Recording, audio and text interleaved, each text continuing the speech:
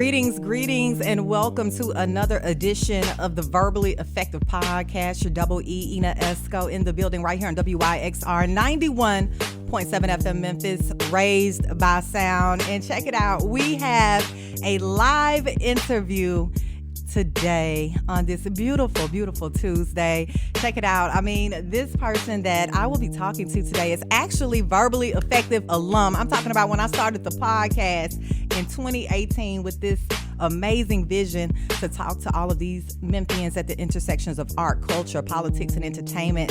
I thought of this person because he is extremely talented. He has a new title under his belt. Memphis is so proud of him. I am talking about Grammy Nominated hip hop artist. I'm talking about writer. His pen is crazy. He is, getting all these screenwrites together. We're going to talk about all of that. And he has an artist in residency at Georgetown University out there in DC. I'm talking about Marco Pavé. What's up, Marco? What it do? How you doing? You just got off the flight, right? Yeah, I just touched down. Yes, in the M. How does it feel to be home? I love it. Home is always good. It's super dope, like landing and hearing all the voices of all the folks. I just heard Tanya Dyson telling me to not put my bags down, and TSA gonna get me. So okay. There's new rules now. Yeah. New rules out there. So you so out that's there. Cool. Yeah. So you feeling good? I feel good, yeah. You got the Grammy nom. Yeah. So life different, right? I mean, like my homegirl Cam always tell me, the Grammys just catching up. Yeah. Oh, they just catching up with a lot of Memphis. Exactly. With a lot of Memphis. But like I said, we talked in 2018, but so much has changed in your world. We're going to give the Memphians out here a recap of your journey. Let's start at the beginning. I know you represent North Memphis. Tell the good people about your upbringing in North Memphis. Yeah, I grew up literally right down the street. My dad literally still stays on North Watkins. Does he? North Around the corner. in Jackson, yeah. So these my stomping grounds. Like, this building was obviously abandoned and run down through my whole childhood. Wow. I went to Valentine Elementary, went to Cypress Middle, which is now like KIPP Academy. But yeah, it was crazy growing up. Like, it was a lot of neighborhood change. Like, this building is right across the street. There was formerly this New Orleans restaurant. Okay. That was a Crystals. Really? The laundromat down there, that was the Easy Way. So this looks totally different to you now. Completely different. Yeah. Wow. It was a Burger King down the street. It was like so much other stuff. The only thing that's survived, that's been over here since I was a kid, is Mr. Z's. Mr. Z's. And he like a ghost. Like, it's like, I don't even know how he holding on. I think he retired, didn't he? Yeah, like not that long ago. Mr. Z's the man. Okay. Yeah, so it was just deep. But music kept me like out of trouble and out of the struggle. At a very young age. Yeah, at a very young age. I was rapping at 8. Rapping at 8? Who got you into rapping at 8? Just the community members, just like I saw like the older guys in my school that was like fifth grade. They was beating on the tables and just getting like all this kind of love. And I was like, man, that's cool. I want to do that too. So me and my friends, we picked up the tradition and started doing it ourselves. So yeah, by middle school, I had my own like little cassette tapes that I was rapping on. I would like record myself from the computer to the cassette tape. And people be like, you was rapping on cassette tapes? I'm like, yeah, we ain't have like technology. I remember them days. Yeah, so like this like 2004, 2005 type of deal. Yeah. That was really like helping me build my voice. And so by the time I got to high school, I was like seriously pursuing rap in a real way. Okay. And what artists from Memphis really kind of were instrumental in molding your sound, or were Memphis artists instrumental in it? Okay. Absolutely. Okay. But the first artist that gave me like this different like vantage point and viewpoint was Kanye. I never forget, I was coming home from school and I got home and MTV was on and I saw Through the Wire for the first time. And that was just like, oh, okay, I get it. Like, this is a guy, like, I have a more middle class upbringing. So my dad was working, business owner, you know, we own our house, like, you know, but I'm in the middle of North Memphis. So it was like all this crazy stuff, violence and gang stuff happening around me. But my life is kind of more stable kind of deal. And so Kanye gave me a vantage point of like, oh, you don't have to be necessarily a gangster kind of thing. Yeah. But then the Memphis rappers, like, you hear the beat that's playing, like Project Pat, you know, Yo Gotti was huge, instrumental in my upbringing. You know, a lot of people don't know this story. I snuck to his Gangster Party video shoot. You what? When I was, when they shot it at the Northside had Market. to go, huh? Had to go. Yeah. How was so it? It was crazy. Yeah. It was nuts. And wow. And I met Gotti in 2016 at South by Southwest. So that was cool. He was like, I know your face. I was like, yeah, you probably do.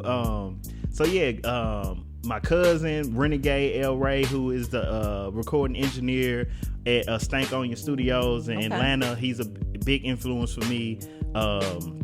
Just so many Memphis artists, just in Stax, the Stax catalog. Yes. You know, I started to get into that more as an adult, but just all this Memphis history around just has definitely molded and shaped how I think about business, music, and just life in general. Yes, because, you know, I've seen you perform over the years at various occasions, and you have really grown in your art. When did the writing become really serious for you? Let's see. Because you lethal with the pen now. Like, we're going to, like, screenwrites. Like, that's what we're doing now. Yeah. I would say it started in, like, maybe 2015. Well, no, I wouldn't even say that. I have, like, a lot of people don't know these histories, but, like, I was trying to, like, create my own, like, boondocks when I was in high school. When you were in high school. And me and my friend, it was called The Hoods. And so we just made up a bunch of these. I mean, we were just basically copying the boondocks, but we were trying to, like, hone our voice in that way. So that was kind of like the first moment where I started, like, really trying to think about writing, and it kind of, like, dwindled off for a while, and then I would say 2015 I started doing more public speaking, so I had to write speeches, and you know, I did my TED Talk in 2015, and so that kind of, like, really opened up the floodgates of just writing and more long form kind of communication. And then 2017 Opera Memphis asked me to write an opera, which I thought was insane. I did, like, they just sent you an email like, hey, we're Opera Memphis. Basically, we need you. Yeah, that was like, we just got this grant, or they were applying for a grant, matter of fact, and they wanted new voices that have never written operas before to be a part of it. And my opera that I wrote ended up helping, you know, Opera Memphis, along with the other operas that were included in the package, like, get this, like, $250,000 grant. And that was what helped us be able to stage the opera in 2018, which turned into Graceland 2030. Wow. So yeah. That is amazing, Marco. Like the accomplishments that you've made. I mean, it's probably beyond your wildest dreams at this point. I would say so, for sure. Yeah, I would definitely say so. Wow. Okay, let's get into this residency that you have at Georgetown. How did that all come about? And tell us what you're doing exactly over there in D.C. Yeah, for sure. Like I said, I've been public speaking at colleges since 20. You know, I was tweeting about this the other day. I've been speaking in colleges since I was 22 years old. Like, a lot of people don't know I'm a college dropout. Like, that just in itself is mind blowing. To be able to do that. Yeah, I've spoken at UCLA, University of Cincinnati, Purdue, like, you name it. I've done it, and I built this platform of speaking about hip hop as a social tool. I you know, speaking about, you know, white supremacy, speaking about all the troubles that we see, and how hip hop can be the voice of critiquing these powers that be. So that kind of led to a lot of, just like I said, public speaking opportunities that helped me mold what I was trying to do in the world. And then my TED Talk in 2015 has a lot of like these ideas about how to support the arts. And so the residency for me was a way to support artists to just be able to think and craft the ideas that they are trying to come up with. And you need space and time to be able to do that. And so this Georgetown residency allows me the space and time to like think, but then also to program these events that I have or the events that I want to do. So it's a super cool gig to just like support, what I've been manifesting.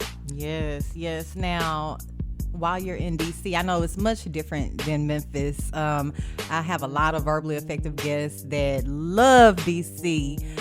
Tell me about how is the DC life? Because you're not in Memphis right now. You're out there in Georgetown, living, visiting Memphis, for the holidays. But tell me about, life out there in DC now. DC is good. It's the first thing. I wrote this piece for the Oxford American. My first like memoir piece came out this summer with the Oxford American, and it's called Even Jesus Left. And it's me just talking about my story about growing up in Memphis and having this first opportunity to live away from Memphis for the first time in my life. And I talk about the distinctions, the differences, and one of the main differences that I noticed when we first got to DC is just public transit.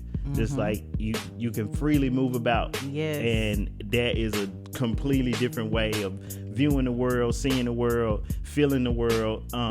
Because when we first got there, we didn't have a car. You didn't need one, did you? Exactly. Right. Yeah. We just the train is just, the beauty of that movement is just like powerful, and I appreciate it every time. Like I hear people in DC complaining like, oh, the train's slow or it's late. I'm like, bruh, be thankful. Exactly. Like I don't know what you're talking about. So that part for sure. But then it's like DC super expensive. Like cost of living is crazy. It's through the roof. The homeless problem. Like DC is like a very like corporate city, like uncaring about the nitty gritty of humanity in a way, and you can see it on the daily basis, like just the homeless population, how they treat people, pushing people out, getting rid of homeless shelters and things like that. So it's crazy. Yeah, and that's like a mirror of our system. It's in DC. Yeah, it's for sure. The core. You can see it. It's American government literally is housed there, so you can see all the bad for sure. But I like it. Like I said, it's a place to breathe. It's a place to like think in a way. And like I said, I still got my house here, so we like back and forth. It's more of a two-city life rather than I'm gone kind of deal. Right. Wow. Well, Marco Pavé, we're going to get into these Grammy talks when we come back. We're going to take a quick break and we're going to get right back into it. Marco Pavé in the building, Grammy nominated hip hop artist right here on WYXR. WYXR is supported by the Orpheum Theater, presenting Mannheim Steamroller Christmas by Chip Davis on Thursday, December 29th. The spirit of the season comes alive with the sound of Mannheim Steamroller, a holiday tradition for over 35 years. More information at orpheum-memphis.com.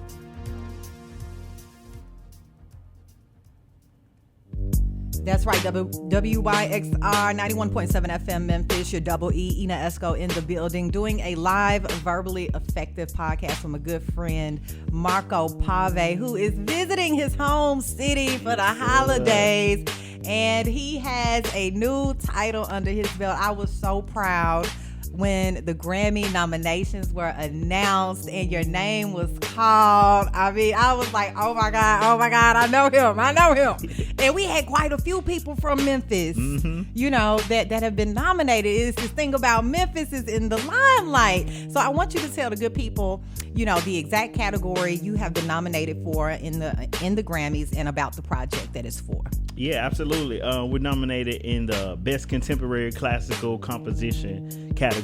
That alone, which is just like wow. Like what category was that? Okay, but it's like I ain't playing no flutes and no instruments or none of that. I'm You're rapping. Using your gift. Yeah. So the project is called Requiem for the Enslaved.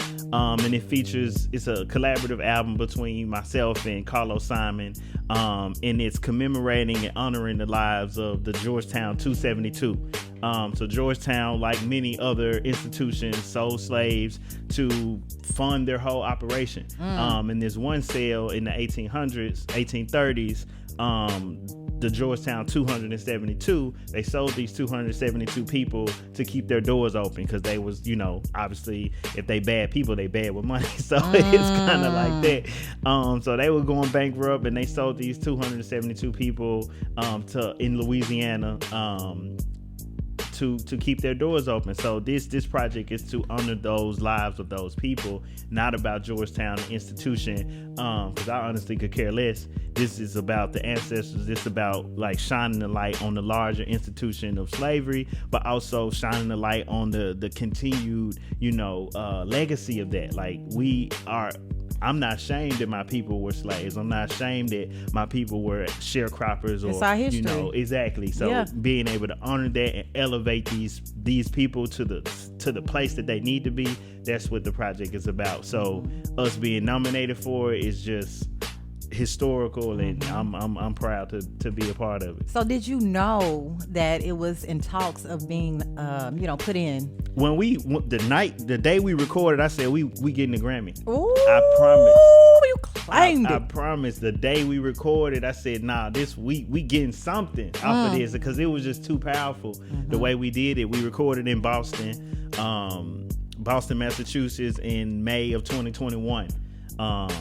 And just like I had never been a part of something so powerful and just so well put together and just well-oiled machine kind of deal. All I had to do was come in and do your thing, speak my lines, and do my thing. So yeah. And so you looking at everyone with their instruments. When I look at the video, the visuals of you doing the project, I'm like, wow, that looks really just electrifying, like different. Yeah, it was for sure. And that's part of the recording. That was from May 2021, and then in November 2021 it premiered with the Library of Congress. So that's another thing too. I'm in the Library of Congress, like a lot of rappers can't say, what I'm saying. They was in the Library of Congress. So and that a year later it was nominated for a Grammy. So I'm just, like I said, ecstatic, over the moon kind of deal. Yeah. So you just on cloud nine, baby, because when that announcement was made, I hit your socials. I was like, yeah, Marco, he ready, baby. He ready. So you got everything together to go to the Grammys next year. When is the Grammys next year? February 5th. Oh, that's around the corner. Yeah. Shout out to Prep Curry. He putting together my outfit for the red carpet. So, we got Memphis hometown love fashion designer that's going to hook me up. And we're gonna kind of document the process and things like that. So they just did a fashion show. That was last weekend. Yep. And Prep Curry was I think the lead designer for the event, and Memphis Jukin was in the building. I was like, come on, Prep Curry. I mean, the talent in Memphis is undeniable. Like I said, you are nominated for a Grammy. We got Glow. She just hit the scene. Yeah. That song. It took the world by storm. Yes. We have so many amazing individuals in the city of Memphis. Eric Gales, yes. Shout out to Ari Morris. It's plenty of people. Yeah. Wow, congratulations. I know you're going to get that Grammy. I know you're going to get that Grammy. I feel it. The other people that's in the category with you, I mean, they're talented as well, but I think this project is really special. Yeah, it's either, I told my wife, it's like either they want to make history and we going to win because of the content of the piece, or we're not going to win because of the content of the piece. But either way, I'm standing on it. I'm standing on the ancestors, and we proud of what we did. Yeah, it's time. Yeah, it's overdue. So I agree with that. Repeat after me, Marco Pavé. Amen. Say mine. Amen. Say mine. Oh, you sound so North Memphis with it. This is a moment of transparency between you and I on the Verbally Effective podcast. And I want to talk about some of the controversy surrounding the Grammys. I mean, I could really kind of go back to, like, you know, your Drakes when he first tried to protest the Grammys. Mm-hmm. One second. Let me get this instrumental back up in here. There we go. We've seen Nicki Minaj act a plum fool on Instagram.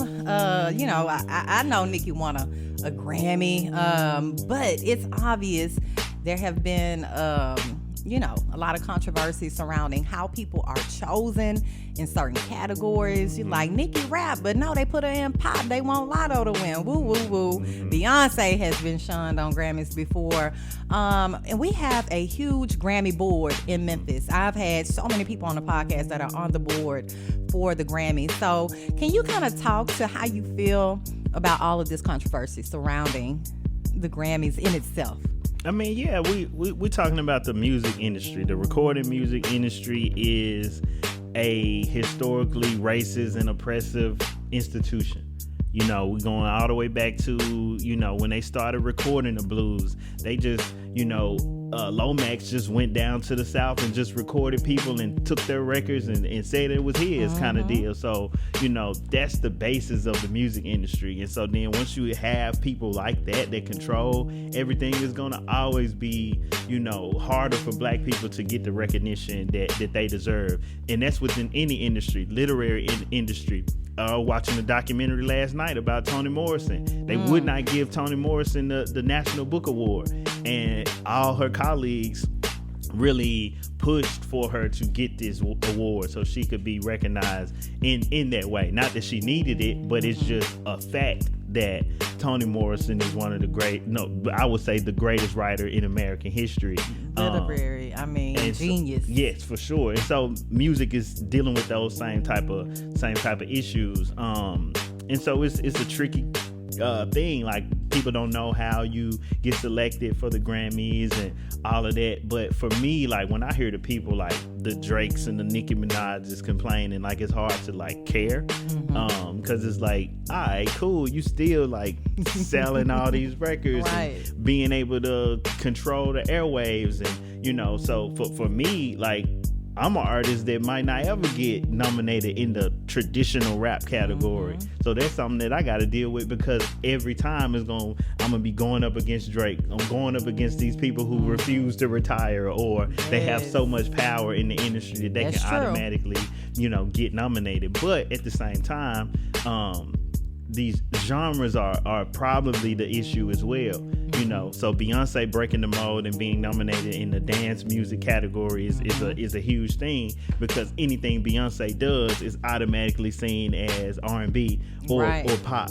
But that new Renaissance, baby, that was some dance. Exactly. And that was well deserved. Exactly. You know. But genre being categorized is the issue, you know. So even for the album that we're nominated for, like, it's in the classical music category, but even I'm having my own issues within that category. Why? Because, you know, historically they only want to, you know, recognize the composer. But baby, your name on the nomination. Exactly, but I am a composer. But we haven't to really think about it. It's like we had this issue even with the contractual obligations of the piece. It's like, it's not a composition without my voice. True. It's not a full composition without my voice. Like my daughter said, it's just an instrumental if you ain't on it. Right. And so it's just like, so they were gonna originally not have your name as a composer. Yeah. On the project? For sure, yeah. I'm glad you on top of your business, Marco Pavé. Yeah, I don't play this. But you was like, wait a minute, hold on. Yeah. So Carlos' name was gonna be on there. Yeah, for sure. Because that's just how like I said, in that category, that's how they do. But, you know, historically, there are people who have, you know, made sure they advocated for the librettist, because that's what I would be called on this piece. I'm a librettist. I wrote all those words. Those words came from me. I would say God, but those words came from the spirit that I was told to write, kind of deal. And so you don't have the full piece. It's not the Requiem for the Enslaved fully without the words. Was it a lot of back and forth, or you addressed it and it got updated? I got good attorneys, so we don't, we don't play none of that. So yeah. Wow, that is very interesting. And here we are today. Yep. Wow. So February, baby, we at the Grammys. We're gonna be tuned in. It's gonna be in LA. It's in LA, yeah. LA. Yeah. Okay. So we know you're I think, like I said, I'll be telling my fans to fact check it, but I think I'm the first rapper in this category to be nominated. So. Ooh, just legendary. Marco Pavé, look how far you've come. Tell us about some of the screenwriting and other projects you have going on. Yeah, man, I just be working. I'm just trying anything I can do to be creative, because sometimes music feels limiting. For me, especially just like rap music, and trying to compete with the algorithm, trying to compete with how music comes out now, and the vibes, the energies that music has, can sometimes feel limiting. And I've always started to like try to express myself in different avenues. Like I literally wrote an opera, so once I did that, it's like, man, I'm in a whole nother category. I can't just keep trying to chase this music industry level fame. I got to figure out other ways to be creative, or I will become stagnant. And so all these opportunities have led to something else. My opera led to me, my residency, but also led to me writing on this project for Spotify. I can talk about it now because I'm out the deal. Okay. I'm free. Like, Come on, Spotify. Come on, Spotify. So, but yeah, I was working with them. But it was a tricky situation because it was like I was the only black person on the project. So how did that go? It was, how it went. Just you know how it go. Okay. White executives trying to tell me how to tell a story about black people. And it was like, you stay on this project and get this big check that they trying to put in front of your face, or take your integrity and dip and go find your own stories and do what you want to do. Okay. And so that was my Master P moment. It was like, if they offering me this much money to control my story, how much am I really worth? So that's how that panned out. Yep. Wow. Yeah, so I'm hearing a lot of stuff about Spotify, like especially in the podcasting realm, these exclusive deals, but they got you so locked in, you can't, do business with anyone else. Of course, it's an exclusive deal, but then it becomes, they controlling your art. Yeah, and then they own the IP and all of these other things like that. And so it was honestly, it was less about Spotify in my situation and more about the people that they picked to be in control, which, like I said, was making it negative for me. And I just had so much of a learning experience about what Hollywood is, what the screenwriting world is, and it just pushed me to go do my own thing. So I wrote my first pilot in during the pandemic. Then I wrote another one. I was like, I gotta, just keep honing my voice while the world is shut down and all of that. So I've been really like expanding out. I've had plenty meetings with like the Hollywood executives, what they call it, the water bottle tour. Yeah. Where you just go and it was a virtual one. And pitch. You just go to all these meetings and have generals and, let's tell us the stories that you want to tell and blah, blah, blah. And I just started to see, like, I read the writing on the wall. I don't listen to what people say. I listen to what they don't say. And in these meetings, I'm starting to hear, they like, oh, your voice is so authentic. You're so authentic. And I started to learn, like, oh, that's an actual negative. If they say that in a Hollywood meeting, that means they're not going to make nothing you trying to do. Wow. Because that means you have too much You being control. too real. But not even that. Is you have too much control of the story. They just want people that can write over anything. They just want to add people who can tell any kind of story. Okay. If you have control over your story, I can be in the studio say, no, don't nobody talk like that in Memphis. Okay. Or a black woman wouldn't do that. Right. Type of deal. And so you become a director, you become a producer, you become all these things. The control. Exactly. That's what it's about. It's about the control. You shedding light today, Marco Pavé. Yeah. So you in these rooms that a lot of us are not privy to, and the entire, it's a lot of systematic, just everywhere, systematic. That's crazy. Yeah. It's crazy, but I mean, a lot has evolved as well. I love that you're taking control of your career. What advice would you have for someone that, you know, wants their voice heard in a similar way that you're growing and adapting in the world right now? Man, you just gotta take time to hone your skills. Take time to really understand what it is that you want to say in the world, and balance that between getting it out. Like, it's so much rushing. It's so much like, oh, I got to be in front of people right now, But, you know, I take the best example of David Talbot. Took him 20 years to make Jingle Jangle.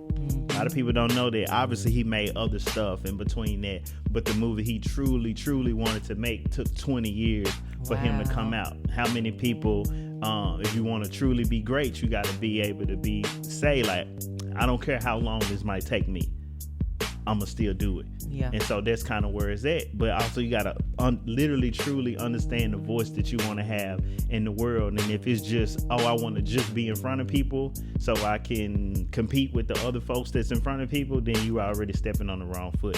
Yeah. For me, it's just like, I want to tell these stories, and as long as it takes me to develop them, that's what it's going to be. Wow, that's some great advice. And I feel what you're saying, because, you know, we see, like, let's just say we're paying attention to the mainstream media. We see people pop. You never know how long that they have been on the grind, putting in their work. They didn't just pop up out of nowhere. Yeah. Right? And I think it's, you know, very important to make those sacrifices that you're talking about, because it's hard out here, baby. It's hard. It's a grind. It is. You got to stay steadfast and focused. And you have really, like, come up with so many different opportunities for yourself. It's amazing. How has Memphis treated you in your art? Man, Memphis is my art. Like, that's just first and foremost. Like, it's without Memphis, I wouldn't, you know, have nothing. And so I honor that by, you know, telling the stories that really love our people. Like, y'all know me. I'm the fighter. I fought for Memphis. I'm, you know, protesting, making my albums about all the stuff that's going on. I don't, you know, I don't stand for no bull crap about Memphis. Like, we have to really push our place to be seen in a better light, and do the work that needs to help Memphis be in a better light. But I add all of that, you know, instead of fighting with the police and fighting with the mayor and all of that, I just put it in my art now, and allow those kind of platform building opportunities to help people. And I saw that working on set of Bluff City Law. They was paying folks like $35 an hour just to, like, move furniture around and do set design and all of that. I'm like, man, if this, because Bluff City Law was whack.